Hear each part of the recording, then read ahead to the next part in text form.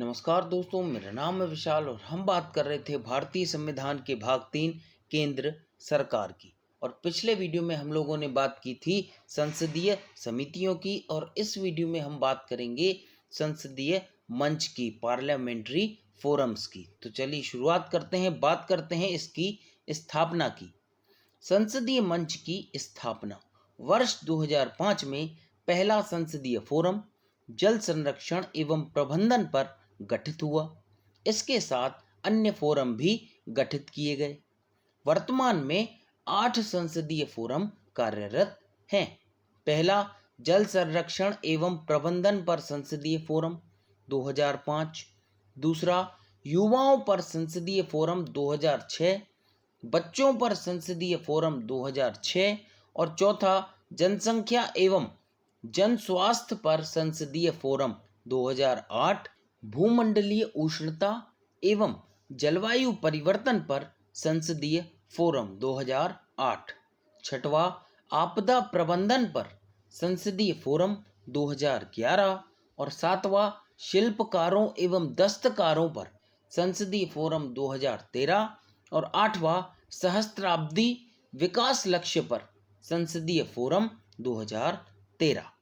ठीक, अब बात करते हैं इनके उद्देश्यों की कि भैया ये जो संसदीय फोरम हैं ये आखिर बनाए क्यों गए।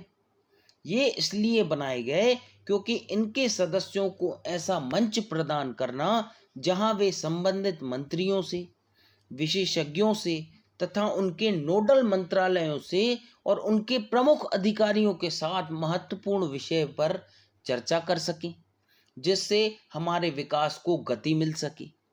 ठीक, दूसरा सदस्यों को प्रमुख चिंतनीय विषयों के प्रति साथ ही उसकी जो जमीनी वास्तविकता है उससे अवगत कराना, ठीक, और उनकी सहायता लेना।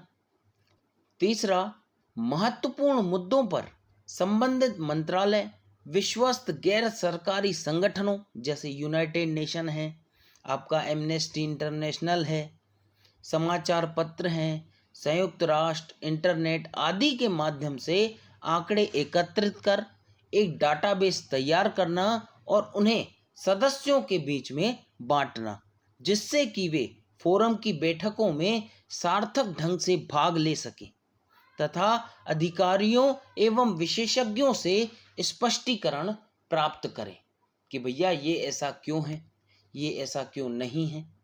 ठीक, और इस बारे में भी सहमति बन गई है कि संसदीय फोरम मंत्रालयों, विभागों से संबंधित स्थायी समिति के कार्यों में हस्तक्षेप नहीं करेगा।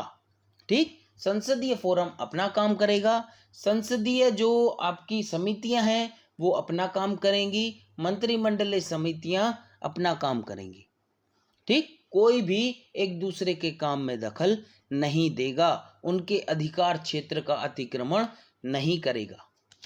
फोरम के संगठन की और उसकी संरचना की। सभी फोरमों के पदेन अध्यक्ष लोकसभा अध्यक्ष होते हैं। ठीक, सभी फोरमों के पदेन अध्यक्ष लोकसभा अध्यक्ष होते हैं, लेकिन जनसंख्या पर गठित फोरम तथा सार्वजनिक स्वास्थ्य पर गठित फोरम जिनके पदेन अध्यक्ष राज्यसभा के सभापति होते हैं तथा पदेन सह अध्यक्ष होते हैं लोकसभा अध्यक्ष।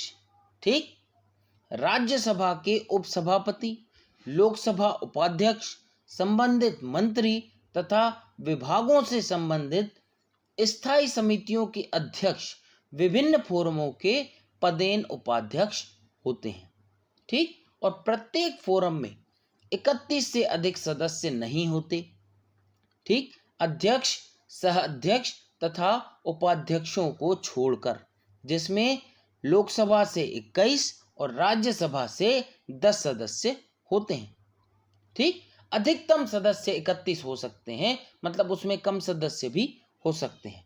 इन फोरमों के सदस्य अध्यक्ष, सह अध्यक्ष और उपाध्यक्ष को छोड़कर लोकसभा अध्यक्ष सभापति द्वारा नामित किए जाते हैं, जिनमें राजनीतिक दलों, समूहों अथवा उनके द्वारा नामित सदस्य शामिल रहते हैं, जिनका संबंधित विषय में विशेष ज्ञान तथा अभिरुचि हो, मतलब किसी ऐसे आदमी को लेकर आएंगे ना कि भैया जिसका उस विषय में महत्वपूर्ण ज्ञान हो या उसकी रुचि रखता हो।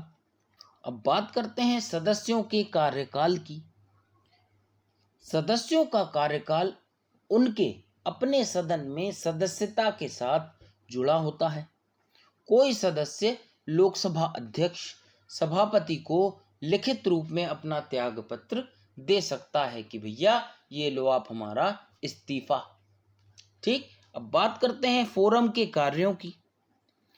पहला कार्य है इसका जल संरक्षण एवं प्रबंधन पर संसदीय फोरम। ठीक, इस फोरम के निम्नलिखित कार्य होते हैं, जैसे जल को हम किस प्रकार से बचा सकते हैं, जल संरक्षण एवं उसके कुशल प्रबंधन के बारे में जागरूकता पैदा करना, अन्य संबंधित कार्य जिसे जल संरक्षण के लिए उचित समझा जाए। ठीक, और भी इसके बहुत सारे कार्य होते हैं जल को लेकर। फिर युवाओं के लिए संसदीय फोरम। हमारे संविधान में सभी वर्गों सभी लोगों के लिए व्यवस्थाएं की गई है। ठीक, तो कई कई बार क्या होता है कि लोगों को ये चीजें पता भी नहीं होती हैं कि भैया हमारे लिए संविधान में इस प्रकार की व्यवस्था भी है। युवाओं के लिए संसदीय फोरम, तो भैया ये जो फोरम है ये काम करेगी युवाओं के लिए, देश की आने वाली पीढ़ी के लिए। ठीक, और बच्चों के लिए संसदीय फोरम, तो ये काम करेगी देश के बच्चों के लिए कि उनको किस प्रकार से हम देश के विकास में भागीदार बना सकते हैं। ठीक, और उनका किस प्रकार से हम सही उपयोग कर सकते हैं। ठीक, और जो जनसंख्या एवं सार्वजनिक स्वास्थ्य के लिए संसदीय फोरम है, इसका प्रमुख उद्देश्य है कि भैया जनसंख्या नियंत्रण, उसका प्रबंधन और समाज में जनसंख्या नियंत्रण के प्रति जागरूकता फैलाना। अब बात करते हैं आपदा प्रबंधन पर संसदीय फोरम। अब जो आपदा है, जैसे मान लो कहीं बाढ़ आ गई, तो भैया उससे हम किस प्रकार से निपटेंगे और उसको कंट्रोल कैसे करेंगे किसी भी आपदा को। ठीक, और छठवा दस्तकारों एवं शिल्पकारों के लिए संसदीय फोरम, कि भैया जो दस्तकार होते हैं, जो शिल्पकार होते हैं, उनका विकास किस प्रकार से किया जाए। ठीक, उनको देश के विकास में हम कैसे साथ में ला सकते हैं। अब बात करते हैं सहस्त्राब्दी विकास लक्ष्यों के लिए संसदीय फोरम, कि भैया आने वाले जो विकास लक्ष्य होते हैं उनको किस प्रकार से हासिल किया जाए। ठीक, और एक फोरम और इसमें मैं डालना भूल गया, भूमंडलीय उष्णता एवं जलवायु परिवर्तन पर संसदीय फोरम। आजकल आप लोग देख रहे होंगे कि भैया गर्मी बहुत पड़ रही है, बरसात बहुत हो रही है, ठंड बहुत हो रही है। तो इसके कारण है कि भैया जो वायुमंडल है हमारा, ये बहुत ही अनबैलेंस हो गया है। तो इसको किस प्रकार से कम किया जाए।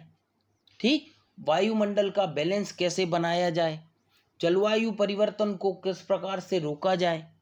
ठीक, तो इसी के लिए ये भूमंडलीय उष्णता एवं जलवायु परिवर्तन पर संसदीय फोरम को बनाया गया है।